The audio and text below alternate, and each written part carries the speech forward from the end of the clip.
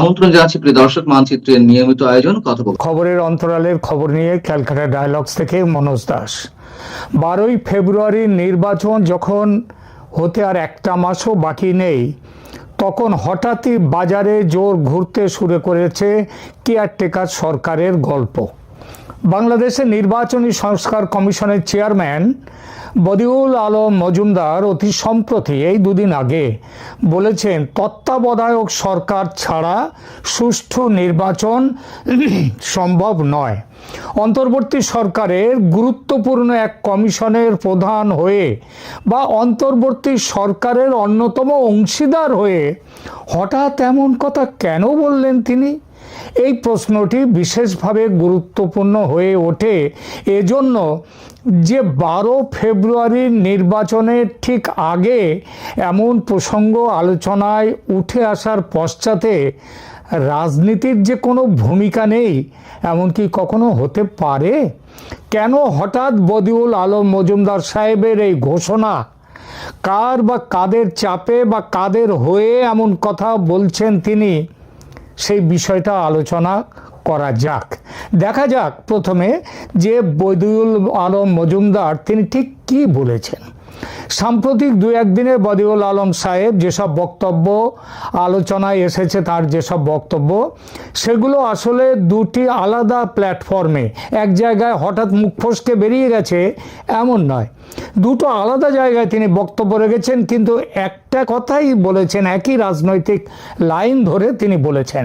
প্রথমটা বরিশাল বিভাগীয় সংলাপ, সুজন যে সংগঠন সে আয়োজিত বরিশালে সুজনের বিভাগীয় সংলাপ শেষে সাংবাদিকদের সঙ্গে কথা বলতে গিয়ে তিনি বলেন, সার্বিকভাবে নির্বাচনী ট্রেন ট্রাকে উঠেছে, কিন্তু গ্রহণযোগ্য নির্বাচন নিশ্চিত করতে কাঠামোগত পরিবর্তন দরকার। আর সেই প্রেক্ষাপটে তিনি স্পষ্ট ভাষায় বলেন যে নির্বাচনী প্রক্রিয়া ট্রাকে উঠেছে বটে, তবে রাজনীতিবিদ ও মনোনীত প্রার্থীদের আচরণের উপরেই সুষ্ঠু ও নিরপেক্ষ নির্বাচন অনেকাংশে নির্ভর করছে। নিরপেক্ষ ও নির্দলীয় তত্ত্বাবধায়ক সরকার ছাড়া দেশে গ্রহণযোগ্য নির্বাচন আয়োজন করা সম্ভব নয়। আবার একবার বলছি কথাটা, নিরপেক্ষ ও নির্দলীয় তত্ত্বাবধায়ক সরকার ছাড়া দেশে গ্রহণযোগ্য নির্বাচন আয়োজন করা সম্ভব নয়। দ্বিতীয়, তিনি কোথায় বলেছেন? ঢাকার শ্রীলাভ মিলনায়তনে গণ অভ্যুত্থানের আকাঙ্ক্ষা সংস্কার ও নির্বাচনী ইস্তেহার সংলাপ।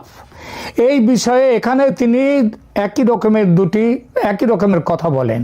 একদিকে জুলাই জাতীয় সনদের সংস্কার প্রস্তাবের গুরুত্ব, অন্যদিকে সুষ্ঠু নির্বাচনের কাঠামোগত শর্ত।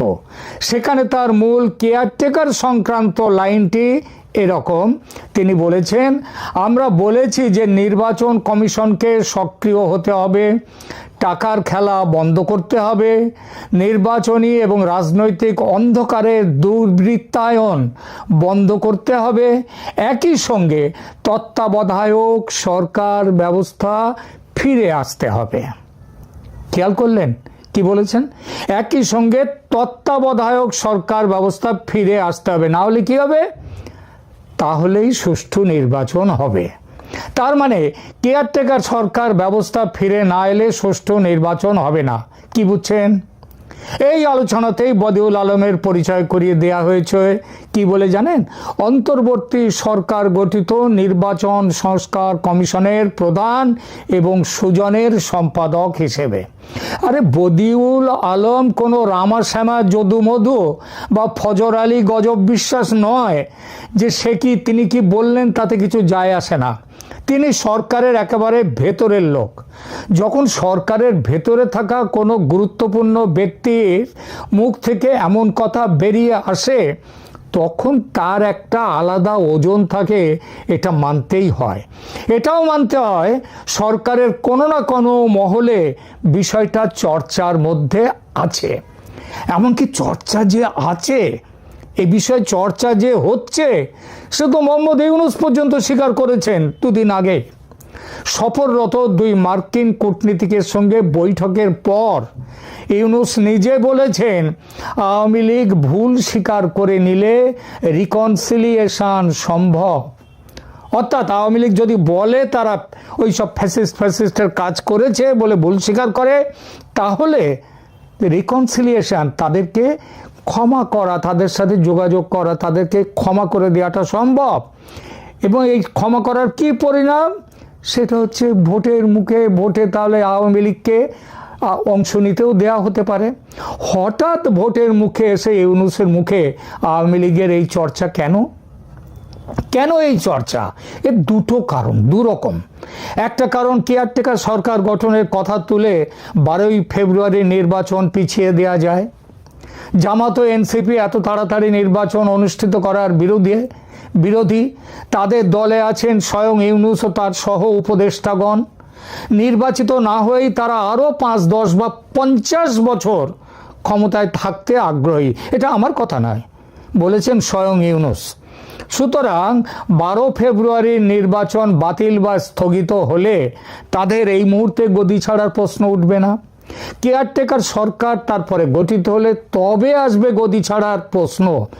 আর এখানেও একটা বড় একটা সম্ভাবনা আছে, যদি পর্দার পেছনে ইউনূস সাহেব তার বড় মাঠের বড় খেলোয়াড় পরিচয়ে, আন্তর্জাতিক খেলোয়াড় পরিচয়ে ঠিক মতো খেলতে পারেন, তাহলে নানান অছিলায় কেয়ারটেকার সরকার গঠনের প্রক্রিয়া 2-4 বছর টেনে নিয়ে যাওয়া কোনো বড় ব্যাপার নয়, হতেই পারে।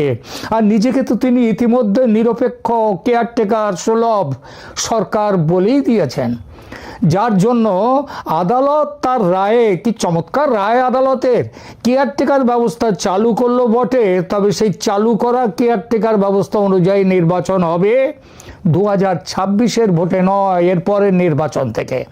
কারণ ইউনূস তো নিজেকে নিরপেক্ষ কেয়ারটেকার সরকারের মতোই বলেছেন। সুতরাং কেয়ারটেকার সরকারের ফ্যাকড়া তুলে নির্বাচন স্থগিত হলে ইউনূস, জামাত, এনসিপি ইত্যাদি সরকারপন্থী দলগুলোর খুব সুবিধে, তারা ক্ষমতায় থাকবে। আর জেতার জন্যে এখন ওইসব ব্যালট পেপার নিয়ে, পার্টিকুলারলি ওই যে পোস্টাল ব্যালট নিয়ে যেসব কর্মকীর্তির খবর পাওয়া যাচ্ছে এবং যেভাবে ভোটে বুথ দখল করে ভোট হবার কথা ভাবা হচ্ছে, সেটা তো শেখ হাসিনার আমলের চেয়েও আরও খারাপ জায়গায়। তো এটা হলো একদিকের গল্প, কেন চাইছে কেয়ারটেকার সরকার। এর বাইরে আরেকটা গল্পও আছে, সেটা হলো বিশ্ব রাজনীতির চাপ। 13ই জানুয়ারি 2026 তারিখে যুক্তরাজ্যের 4 জন প্রভাবশালী MP, Bob Blackman, Jim Shannon, Jas Athwal, Chris Law, এরা একটা যৌথ বিবৃতি প্রদান করেছেন। তারা বাংলাদেশে 12ই ফেব্রুয়ারির সাধারণ নির্বাচনে আওয়ামী লীগ সহ প্রধান দলগুলোর অনুপস্থিতি নিয়ে গভীর উদ্বেগ প্রকাশ করেছেন এবং একে একেবারে অগণতান্ত্রিক বলে অভিহিত করেছেন। অর্থাৎ 12ই ফেব্রুয়ারির নির্বাচন অগ্রহণযোগ্য। তাদের আগে আমেরিকার কংগ্রেসেরও বেশ কয়েকজন সদস্য গত 23শে ডিসেম্বর মোহাম্মদ ইউনূসকে চিঠি দিয়ে একই দাবি জানিয়েছেন। বলেছেন আওয়ামী লীগকে নির্বাচনে অংশ নেওয়ার অধিকার দেওয়ার জন্য।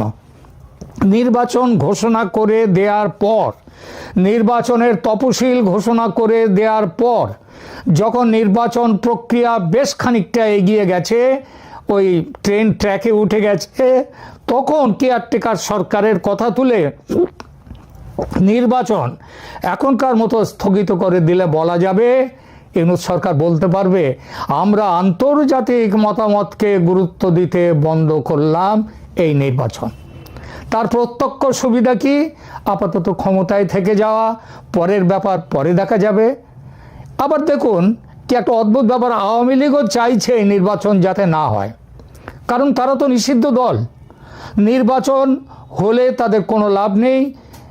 সুতরাং তারা বলছে ভারত বা লন্ডন থেকে শেখ হাসিনা নিয়মিত বিভিন্ন সংবাদ মাধ্যম বা সামাজিক মাধ্যমে বিবৃতি দিচ্ছেন এবং তিনি বর্তমান অন্তর্বর্তীকালীন সরকারকে অনির্বাচিত এবং তাদের নেওয়া সিদ্ধান্তগুলোকে অবৈধ বলে দাবি করছেন, এবং সেটা ঠিকই।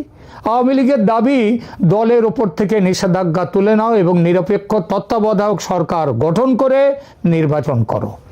এই দাবি তুলে আওয়ামী লীগ নির্বাচন বয়কটের হুমকি দিয়েছে, কর্মীদের নির্দেশ দিয়েছে বয়কট করো এই নির্বাচন। সুতরাং ইউনূস সরকার যদি নিজের থেকে নির্বাচন বন্ধ রাখে তাহলে সেটা আওয়ামী লীগের চাহিদার সঙ্গে মিলে যায়। নির্বাচন স্থগিত রাখার পেছনে আমেরিকা ও ভারতের চাপ থাকার সম্ভাবনা এড়ানো যায় না। আমেরিকা আসলে কি চাইছে? এই চাওয়া দুরকম, একটা হচ্ছে প্রকাশ্য চাওয়া আর একটি গোপন চাওয়া, একটা মনের কথা আর একটা মুখের কথা। তারা প্রকাশ্যে বাংলাদেশে ফ্রি ফেয়ার ইনক্লুসিভ ইলেকশনের কথা বলছে, কিন্তু বললাম ওই যে সেটা মুখের কথা। মনের কথা তাদের আওয়ামী লীগের মতো তীব্র জাতীয়তাবাদী দল তাদের স্বার্থ বিরোধী। সুতরাং আওয়ামী লীগ ছাড়া নির্বাচন একান্তই যদি হয় হোক, অন্য দেশের অভ্যন্তরীণ ব্যাপারে তারা আর কি বা বলতে পারে। তাদের আরও মনের কথা। ইউনূসের মতো বোবা কালা পুতুল নিজের স্বার্থে আমেরিকার স্বার্থ দেখবে, শুধু নিজের স্বার্থে এই সরকারকে সরিয়ে দেওয়ার দরকারটাই বা কি? থাকুক না এরা আরও 2-4 বছর। একটু খেয়াল করলে দেখবেন মার্কিন প্রশাসন নির্বাচনের টাইম লাইন নিজেদের থেকে বদলানোর কথা একবারও বলছে না। আলাদা করে 5 জন প্রভাবশালী কংগ্রেসম্যান তারা ইউনূসকে চিঠি লিখে সতর্ক করেছেন। তারা বলছেন পুরো একটা দলকে ব্যান করলে বিপুল ভোটার ডিসএনফ্র্যাঞ্চাইজিস হবে, অর্থাৎ তারা ভোট দিতে আসবে না, এতে নির্বাচনের বৈধতা নষ্ট হবে। ইউনূসের সরকারের ভেতরের মানুষ বদিউল আলম তাই এই সুযোগটা নিয়ে নির্বাচন স্থগনের প্রস্তাব রেখেছেন ঘুরিয়ে, কেয়ারটেকার সরকারের কথা তুলে। বাংলাদেশের নির্বাচনে ভারতের স্টেক যথেষ্ট। ভারত কি চায়? পৃথিবীর সব দেশের আগে ভারত প্রথম দাবি করেছিল বাংলাদেশে একটা ফ্রি ফেয়ার অ্যান্ড ইনক্লুসিভ ইলেকশনের। ভারত বহুবার বলেছে যে মোহাম্মদ ইউনূসের অবৈধ ও অনির্বাচিত সরকারের সঙ্গে কোনো দ্বিপক্ষীয় বার্তালাপে তারা যাবে না, এখনো যায়ওনি। বাংলাদেশের মানুষের ভোটে যে দল ক্ষমতায় আসবে তার সঙ্গেই দ্বিপাক্ষিক ও সুপ্রতিবেশী সুলভ সম্পর্ক তৈরি করবে ভারত। এ কথাটা ভারত একবার নয় বহুবার বলেছে, কিন্তু এটা সর্বাংশে সত্যি এমন নয়। এখানেও মুখে আর মনে কিছু আলাদা কথা আছে। আওয়ামী লীগ তাদের ঐতিহ্যগত মিত্রস্থানীয় দল, মিত্র। শেখ হাসিনা দিল্লির অতিথি, এই তুলনায় বিএনপি সেই জায়গাতে তো নেই। তবে হ্যাঁ, মোটামুটি ঠিকঠাক আছে বিএনপি, কিন্তু কোনো অবস্থাতেই বিএনপি জামাতকে ভারত সহ্য করবে না। সেজন্যেই আওয়ামী লীগের অনুপস্থিতিতে বিকল্প হিসেবে বিএনপির সঙ্গে যোগাযোগ তৈরি করেছে ভারত। কিন্তু তা সত্ত্বেও ভারত চায় নির্বাচন হোক আওয়ামী লীগকে নিয়ে।